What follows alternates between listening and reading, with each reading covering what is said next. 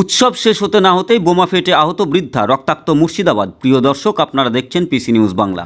উৎসব শেষ হতেই রক্তাক্ত মুর্শিদাবাদ। হঠাৎই বোমা ফেটে আহত হয়েছেন এক বৃদ্ধা। দ্রুত তাকে ডোমকল সুপার স্পেশালিটি হাসপাতালে নিয়ে যাওয়া হয়। পুলিশ সূত্রে জানা গিয়েছে, আহত মহিলার নাম ছাদিকান খাতুন। মুর্শিদাবাদ জেলার ডোমকল থানার অন্তর্গত ঘাটপাড়া গ্রামের গফুর মণ্ডল তার বাড়িতে বোমা মজুত করে রেখেছিল। সেই বোমা এদিন দুপুরে হঠাৎই বিস্ফোরণে ফেটে যায়। বিস্ফোরণের সময় ঘরে রক্তাক্ত অবস্থায় পড়ে থাকে ওই মহিলা। বর্তমানে ডোমকল সুপার স্পেশালিটি হাসপাতালে চিকিৎসাধীন অবস্থায় আছে বলে জানা যায়। পুলিশ সূত্রে আরও জানা যায়, এই ঘটনায় গফুর মণ্ডলকে গ্রেপ্তার করা হয়েছে এবং কি কারণে এই বোমা মজুত করে রেখেছিল তার সম্পূর্ণ ঘটনার তদন্ত শুরু করা হয়েছে। Bureau report, PC news Bangla. শ্বশুরের নাম কি? হ্যাঁ, গফুর মণ্ডল। শোনা যাচ্ছে যে বডি লুকিয়ে রেখেছিল, পুলিশকে দেখাতে না চাইছিল। না, বডি লুকিয়ে রাখবে কেন? লুকিয়ে রাখলে আমরা আবার পুলিশের মানে একটা সিভিল ওখানে ছিল।